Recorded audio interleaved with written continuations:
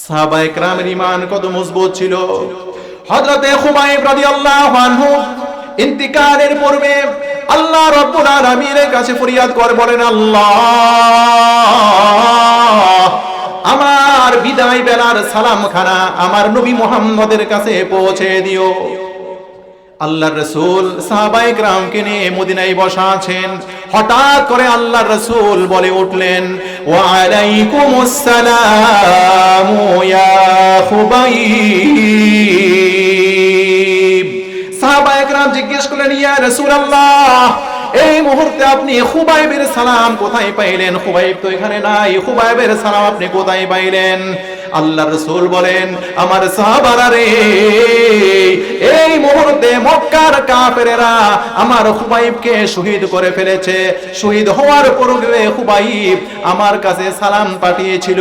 আল্লাহ রাব্বুল আলামিন এই মুহূর্তে জিবরাইলের মাধ্যমে তার সালামখানা আমার কাছে পৌঁছে দিয়েছে। সুবহানাল্লাহ। মুসলমানদের সংখ্যা যখন দিন দিন বাড়তে লাগলো, আবু জাহেল একদিন গোয়েন্দাদেরকে জিজ্ঞেস করে, কি ব্যাপার, মুসলমানদের সংখ্যা দিন দিন বাড়তে আছে, মুহাম্মদের দল দিন দিন বড় হচ্ছে আর আমার দল দিন দিন ছোট হচ্ছে, এর কারণ কি? গোয়েন্দারা বলে, স্যার, আপনি কি জানেন না, মানুষ আপনাকে একজন প্রতারক হিসাবে জানে। আপনি উপরে উপরে এক কথা বলেন, ভিতরে ভিতরে আরেক কথা বলেন, রাত্রে এক কথা বলেন, দিনে এক কথা বলেন। এই ধরনের লোক আছে না নাই? উপরে উপরে আপনি ঘুষের বিরুদ্ধে বলেন, ভিতরে ভিতরে নিজেই ঘুষ খান। উপরে উপরে দুর্নীতির বিরুদ্ধে বলেন, ভিতরে ভিতরে নিজেই দুর্নীতি করেন। আপনাকে মানুষ একজন প্রতারক হিসাবে জানে, আর মুহাম্মদকে মানুষ একজন বিশ্বস্ত হিসাবে জানে। এই কারণে মানুষ আপনার দল ছেড়ে মুহাম্মদের দলে যোগ দিচ্ছে। আর কারণ কি? আরেকটা কারণ আছে, মুহাম্মদের কাছে একটা মন্ত্র আছে, এই মন্ত্রটার নাম হলো কোরআন। কোন ব্যক্তি যদি এই কোরআনের তেলাওয়াত শুনে মুহাম্মদের দলে যোগ না দিয়ে পারে না। আবু জাহেল কো, তাহলে মুহাম্মদের কোরআনের তেলাওয়াত যেন কেউ না শুনতে পারে, মুহাম্মদের বাড়ির চতুর্দিক দিয়ে পাহারা বসাও। গোয়েন্দারা কই, কে পাহারা দেবে? আপনি নিজেকে পাহারা দেন। আবু জাহেল এবার কয়েকজন নেতাকে নিয়ে আল্লাহ রাসূলের বাড়ির চতুর্দিক দিয়ে পাহারা দিতে শুরু করেছে, যেন রাসূলের কোরআনের তেলাওয়াত কেউ নাও শুনতে পারে। আল্লাহ রাব্বুল আলামিন এবার আল্লাহ রাসূলকে ডাক দিয়ে বলেন, হে আমার হাবিব, আমি কৌশলে আবু জাহেলকে আপনার বাড়ির কাছে পৌঁছে দিলাম। এবার আপনি মন খুলে কোরআন তেলাওয়াত করেন। আপনার কোরআনের তেলাওয়াত যেন তার কানে দিয়ে ঢুকে তার কলিজার মধ্যে গিয়ে আঘাত করে। সুবহানাল্লাহ। আল্লাহ রাসূল আবার কোরআন তেলাওয়াত করছেন,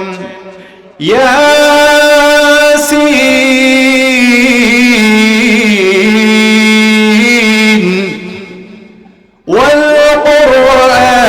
কুরআনিল হাকীম ইন্নাকা লামিনাল মুরসালিন।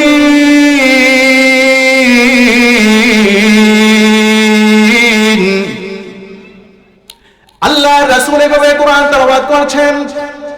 হঠাৎ করে একদিন আবু জাহেল চিৎকার মেরে কয়, ও আমার সঙ্গীরা, ও আমার সাথীরা, মুহাম্মদ যে কোরআন তেলাওয়াত করেছে তা মানুষের কালাম নয়, তা মানুষের কালাম নয়, তা নিঃসন্দেহে আল্লাহ রাব্বুল আলামিনের কালাম। গোয়েন্দারা কয়, যদি এই কোরআন আল্লাহর কালাম হয়ে থাকে তাহলে আপনি কোরআনের উপরে ঈমান আনেন না কেন? কেন ঈমান আনি না? যদি কোরআনের উপর ঈমান আনি তাহলে আমার নেতৃত্ব চলে যাবে, আমার সরদারি চলে যাবে, আমার নেতাগিরি চলে যাবে। নাউজুবিল্লাহ বলেন না? কত বড় হতভাগা! আমি নেতৃত্ব ছাড়তে পারবো না, কোরআনের উপর ঈমান আনতে পারবো না, নেতৃত্ব ছাড়তে পারবো না। গোয়েন্দারা বলে, তাহলে দিন দিন যে মুহাম্মদের দল বড় হয়ে যাচ্ছে, কি করা?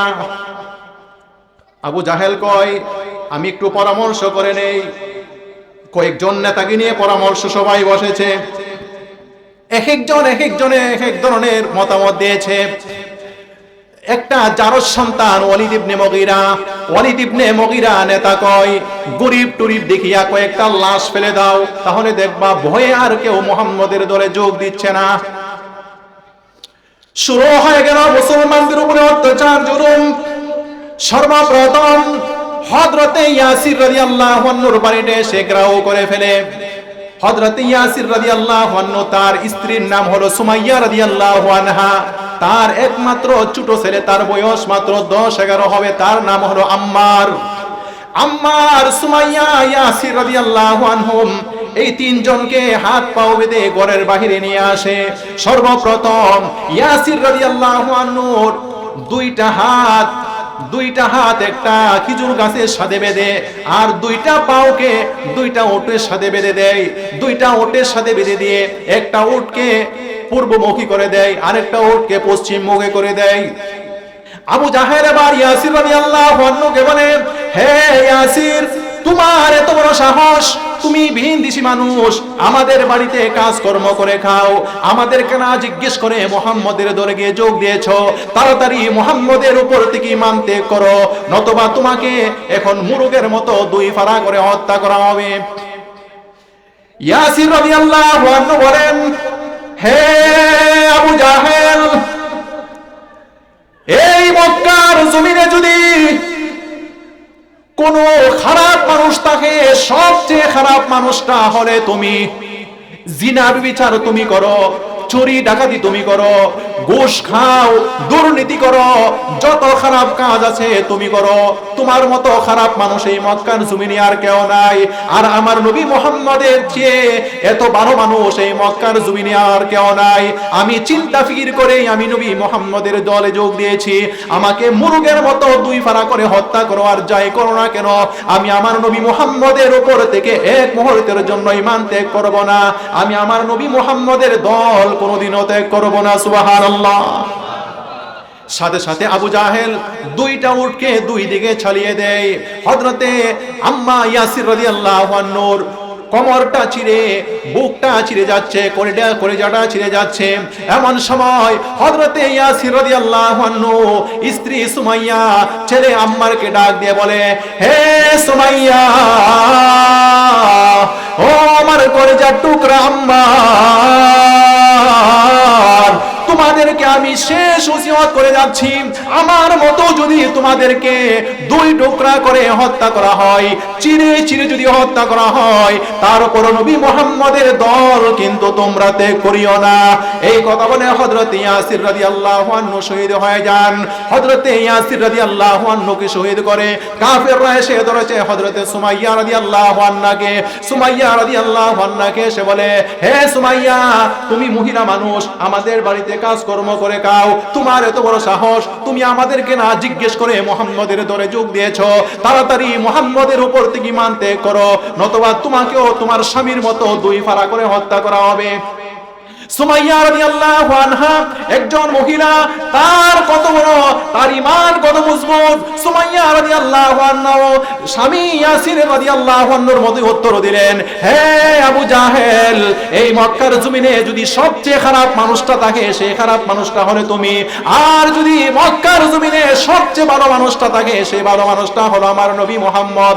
আমি চিন্তা ফিকির করে আমি আমার নবী মুহাম্মদের দলে যোগ দিয়েছি। আমাকে আমার স্বামীর মতো হত্যা করার যাই করো না কেন, আমি আমার নবী মুহাম্মদের উপর থেকে ঈমান ত্যাগ করব না। আমি আমার নবী মুহাম্মদের দল এক মুহূর্তের জন্য আমি ত্যাগ করব না।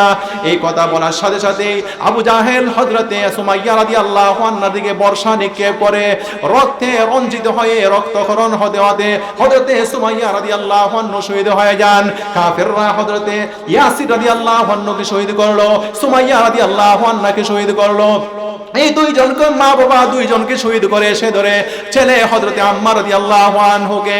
আম্মার রাদিয়াল্লাহু আনহা একটা ছোট বাচ্চা, মাত্র 10-11 বছর বয়স হয়েছে, বাচ্চাটা আর কি বুঝে। হযরতে আম্মার রাদিয়াল্লাহু আনহুকে ধরে তার হাত পাও ভেঙে তাকে আহত করে অচেতন করে ফেলে চলে যায়। কয়েক ঘন্টা পর হযরতে আম্মার রাদিয়াল্লাহু আনহুর হুঁশ আসলে, হুঁশ ফিরে আসার পর তিনি মা মা বলে চিৎকার করতে থাকেন। মানুষকে জিজ্ঞেস করে, আমার মা কোথায়? কোথায়, আমার বাবা কোথায়? আবু জাহেলের ভয়ে কেউ কোনো কিছু বলে না। একজন বলে, আবু জাহেল না, তোমার মা এবং তোমার বাবাকে শহীদ করে ফেলেছে। হযরতে ইয়াসির রাদিয়াল্লাহু আনহু, হযরতে আম্মার রাদিয়াল্লাহু আনহু, তার হাতটাও ভাঙা, তার পাও ভাঙা, সারাটা শরীর ক্ষতবিক্ষত। এই অবস্থায় মা বাবার শাহাদাতের বরণ করার কথা শুনে তিনি আরো জোরে কাঁদতে লাগলেন। ভাঙ্গা পাও আর ভাঙ্গা হাতটা নিয়ে হযরতে রাসূল করিম সাল্লাল্লাহু আলাইহি ওয়াসাল্লামের কাছে গেলেন। কাঁদতে কাঁদতে আল্লাহর রাসূলের কাছে গেলেন। আল্লাহর রাসূল তখন হযরতে আম্মার রাদিয়াল্লাহু আনহুকে বুকের মধ্যে জড়িয়ে বলে, সবরান ইয়া আলা ইয়াসির ফা ইন্না মাউইদাকুমুল জান্নাহ। ও আম্মার, ধৈর্য ধারণ করো, ধৈর্য ধারণ করো, তোমাদের জন্যই রয়েছে আল্লাহর জান্নাত। আমার ভাইরা, আল্লাহ রাব্বুল আলামিন, আল্লাহর রাসূল বলেন, আশাদ্দুন নাসি বালাআন আল আমবিয়া সুম্মাল আমসাল ফাল আমসাল।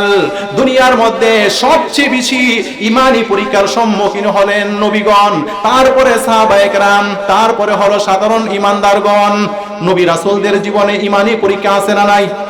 আরো জোরে বলুন, আছে না নাই? আদম নবীর জীবনে পরীক্ষা আছে না নাই? ইব্রাহিম নবীর জীবনে পরীক্ষা আছে না নাই? আইয়ুব নবীর জীবনে পরীক্ষা আছে না নাই? আইয়ুব আলাইহিস সালাতু ওয়াস সালাম ছিল অত্যন্ত সুন্দর, অত্যন্ত সম্পদশালী এবং সুখী মানুষ। শয়তান একদিন আল্লাহ রাব্বুল আলামিনকে বলে, আল্লাহ, আইয়ুব আলাইহিস সালাতু ওয়াস সালাম তো খুব সুখী আছেন, সুখী আছেন, এই জন্যই তিনি বেশি বেশি করে আপনার ইবাদত করতে পারছেন। যদি উনি অন্য মানুষের মতো দুঃখে পড়তেন, যদি ওনার সম্পদ না থাকতো, মানুষের মতো কাজকর্ম করে খাইতেন, তাহলে তোমার ইবাদত বেশি করতো না। আল্লাহ রাব্বুল আলামিন বলেন, না, আমার নবী আইয়ুব যদি তার সম্পদ না থাকতো, যদি সে দুঃখের মধ্যে পড়তো, তাহলে বর্তমানে যে পরিমাণ ইবাদত করছে তার চেয়ে আরো বেশি ইবাদত করতো। শয়তান কয়, তাহলে আমাকে তুমি একটু পাওয়ার দাও, আমাকে একটু ক্ষমতা দাও, আমি পরীক্ষা করে দেখি আইয়ুব আলাইহিস সালাতু ওয়াস সালাম দুঃখে পড়লে তোমার ইবাদত করে কিনা। আল্লাহ রাব্বুল আলামিন বলেন, ঠিক আছে, আমি তোমাকে ক্ষমতা দিলাম, দেখো আমার আইয়ুবকে পরীক্ষা করে দুঃখে পড়লে ইবাদত করে কিনা। ক্ষমতা পাওয়ার পরেই সর্বপ্রথম শয়তান গিয়ে হযরতে আইয়ুব আলাইহিস সালাতু ওয়াস সালামের সম্পদের উপরে হামলা করে। আইয়ুব আলাইহিস সালাতু ওয়াস সালামের কয়েকশো ফলের বাগান আগুন দিয়ে পুড়ে ছাই করে দেয়। আইয়ুব আলাইহিস সালামের কয়েক হাজার পশুকে মেরে ধ্বংস করে দেয়। আইয়ুব আলাইহিস সালাতু ওয়াস সালামের বিল্ডিং গুলোকে ধ্বংস করে দেয়। আইয়ুব আলাইহিস সালাতু ওয়াস সালামের সন্তানাদিকে হত্যা করে। এক লোক এসে বলে, হে আল্লাহর নবী আইয়ুব, আপনার কয়েকশো ফলের বাগান পুড়ে ছাই হয়ে গেছে। আইয়ুব আলাইহিস সালাতু ওয়াস সালাম দুঃখ প্রকাশ না করে বলেন, আলহামদুলিল্লাহ। আরেক লোকে এসে বলে, হে আল্লাহর নবী, আপনার কয়েক হাজার পশু মরে বিনাশ হয়ে গেছে। আইয়ুব আলাইহিস সালাতু ওয়াস সালাম দুঃখ প্রকাশ না করে বলেন, আলহামদুলিল্লাহ। আরেক লোকে এসে বলে, হে আল্লাহর নবী, আপনার বিল্ডিং সবগুলো ধসে পড়েছে। আইয়ুব আলাইহিস সালাতু ওয়াস সালাম বলেন, আলহামদুলিল্লাহ। আরেক লোকে এসে বলে, হে আল্লাহর নবী, আপনার সন্তানাদি সবাই মৃত্যুবরণ করেছে। আইয়ুব আলাইহিস সালাতু ওয়াস সালাম দুঃখ প্রকাশ না করে আলহামদুলিল্লাহ বলে তিনি নামাজের মধ্যে দাঁড়িয়ে গেলেন। আগে যে পরিমাণে ইবাদত করতেন তার চেয়ে আরো বেশি ইবাদত করতে লাগলেন। ওইদিকে আইয়ুব আলাইহিস সালাতু ওয়াস সালামের এই বিপদ দেখে তার কর্মচারীরা একজন একের দিকে চলে যায়। তার 4 জন স্ত্রীর মধ্যে 2 জন মৃত্যুবরণ করে, আরেকজন তাকে ফেলে চলে যায়, আরেকজন তার সাথে থাকে। তার নাম হলো রহিমা। তার নাম কি? আরো জোরে বলেন। শয়তান দেখলো আইয়ুব আলাইহিস সালাতু ওয়াস সালামের মালের উপরে হামলা করে, আইয়ুব আলাইহিস সালাতু ওয়াস সালামের মাল ধ্বংস করে। আইয়ুব আলাইহিস সালাতু ওয়াস সালামকে ইবাদত থেকে বিমুখ করা যাচ্ছে না। এবার শয়তান হযরত আইয়ুব আলাইহিস সালাতু ওয়াস সালামের দেহের উপরে এসে আক্রমণ করে।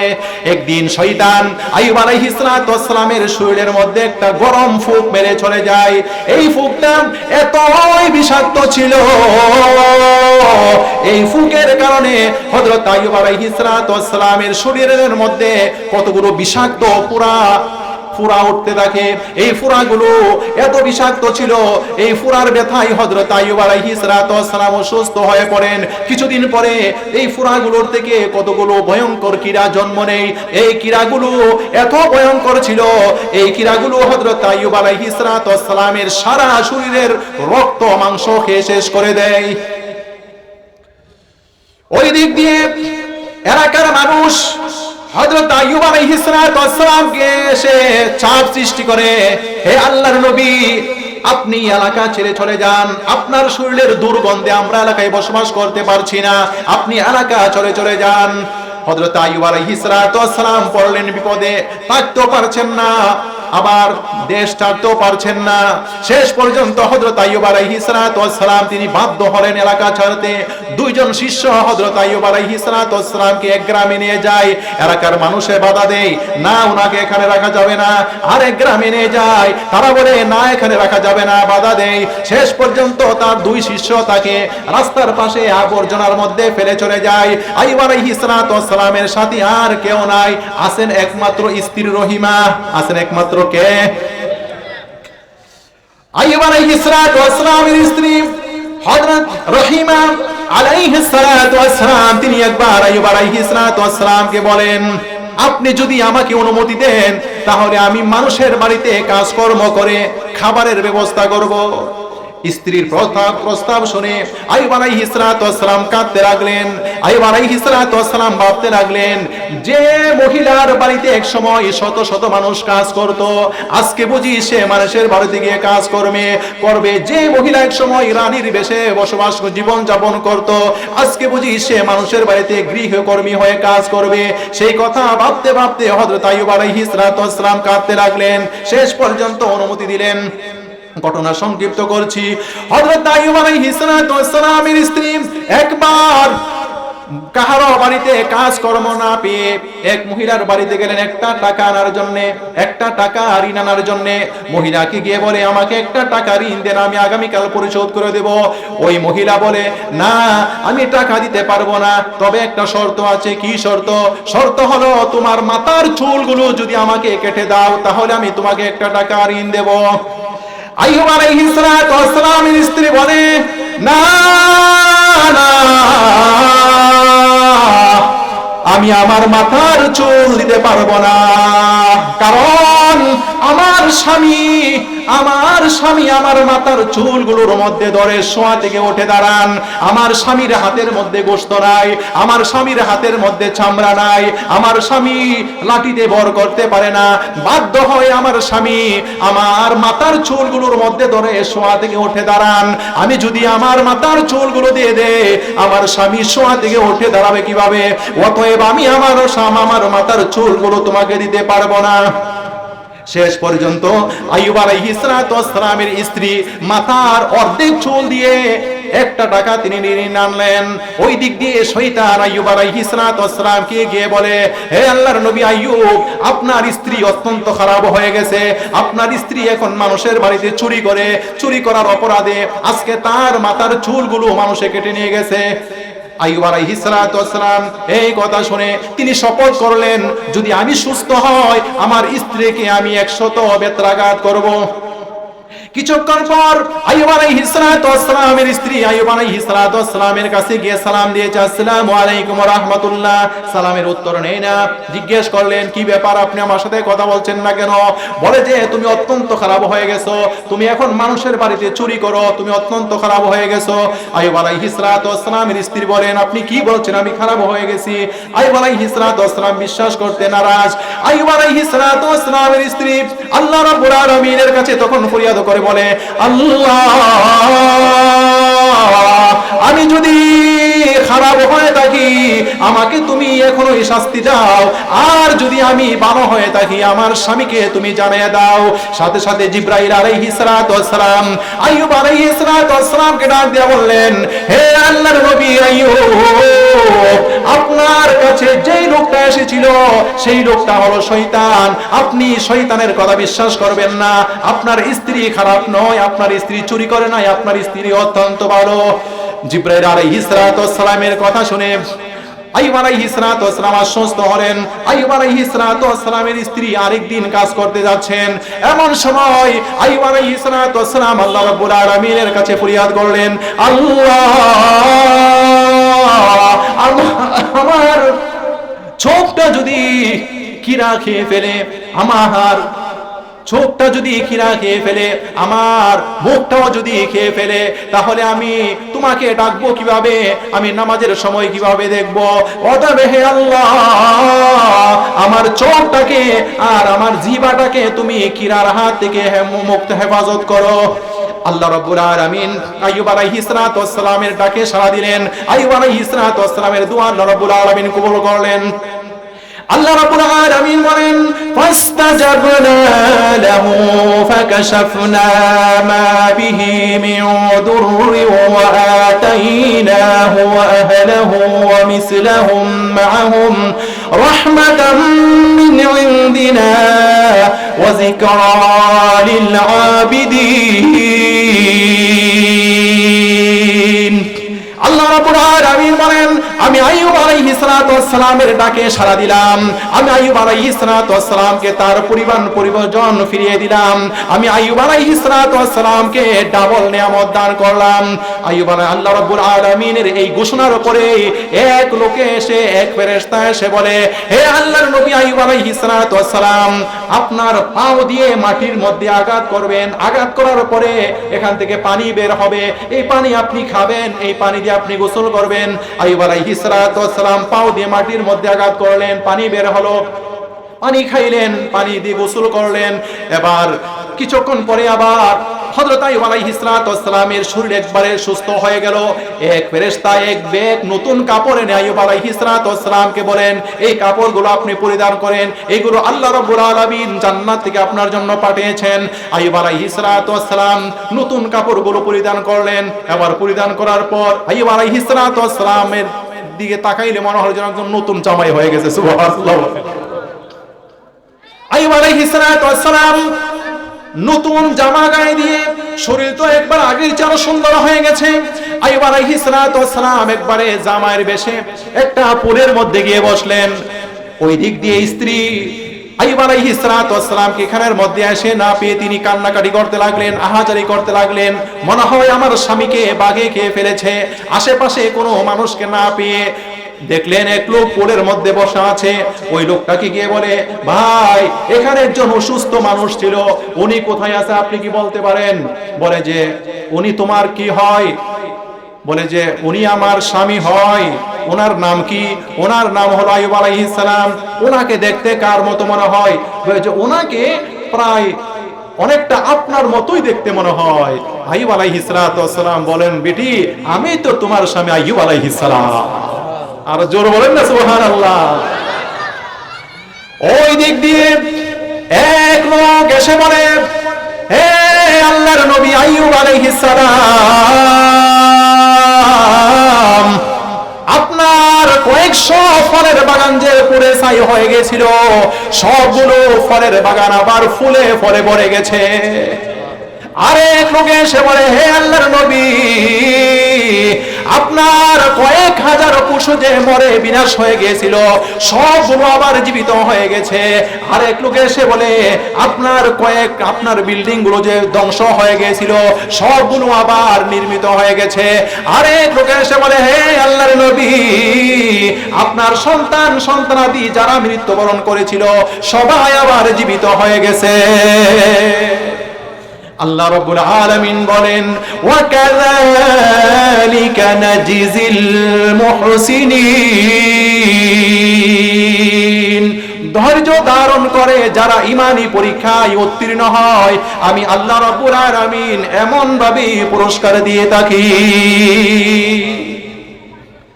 আমার ভাইয়েরা, আমাকে বলা হয়েছে 1 ঘন্টা আলোচনা করার জন্য, 1 ঘন্টা 5 মিনিট হয়ে গেছে। আপনাদের খারাপ লাগতেছে নাকি? খারাপ লাগতেছে? হাদিস শরীফে রয়েছে, আল্লাহ রাসূল বলেন, হাসরের ময়দানে একজন কাফের তার সারা জীবনের নেক আমল এক পাল্লায় রেখে আর তার কুফরিটাকে আরেক পাল্লায় রেখে টান দেওয়া হবে। দেখা যাবে তার সারা জীবনের নেক আমলের পাল্লাটা হালকা হয়ে গেছে, তার কুফরির পাল্লাটা ভারী হয়ে গেছে। অপরদিকে একজন ইমানদার তার সারা জীবনের গুনাহ এক পাল্লায় রেখে আর তার ঈমানটাকে আরেক পাল্লায় রেখে টান দেওয়া হবে, দেখা যাবে তার সারা জীবনের পাহাড় পরিমাণ গুনাহের পাল্লাটা হালকা হয়ে গেছে, তার ঈমানের পাল্লাটা ভারী হয়ে গেছে। ঈমানের মূল্য আছে না নাই?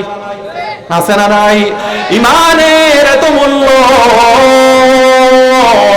এই জন্য দুনিয়ার মধ্যে যত নবী রাসূল আগমন করেছেন সমস্ত নবী রাসূলই তাদের উম্মতদেরকে ঈমানের দাওয়াত দিয়েছেন। যারা সুভাগ্যবান উম্মত তারা ঈমানকে বুকে ধারণ করেছে, আবার যারা ঈমানকে বুকে ধারণ করেছে আল্লাহ রাব্বুল আলামিন আবার তাদেরকে পরীক্ষাও করেছেন। কি বলেন? পরীক্ষা করেন কি করেন নাই? আল্লাহ রাব্বুল আলামিন বলেন, আহাসিবান নাসু আন ইউতরাকু আন ইয়াকুলু আমান্না ওয়া হুম লা ইউফতানুন।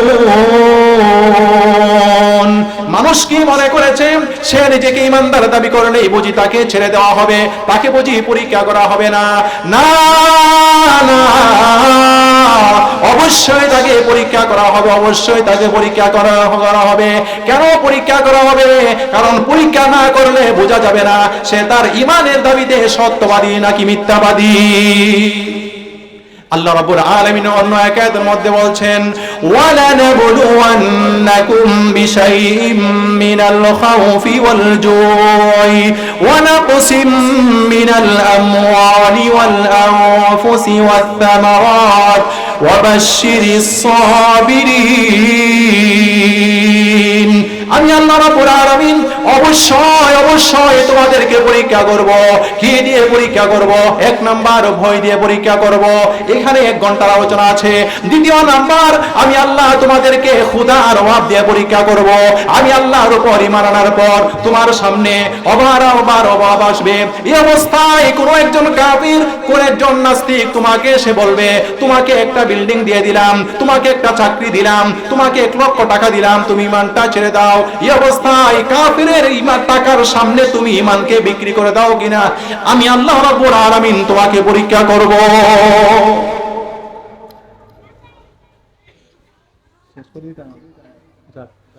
আমার ভাইয়েরা, আমি যে আয়াতখানা তেলাওয়াত করেছিলাম এই আয়াতটার তাফসীরের মধ্যে এতক্ষণ আমি শুধু ঢুকেছি। এখন এখান থেকে আরো 1.5 ঘন্টার আলোচনা আছে।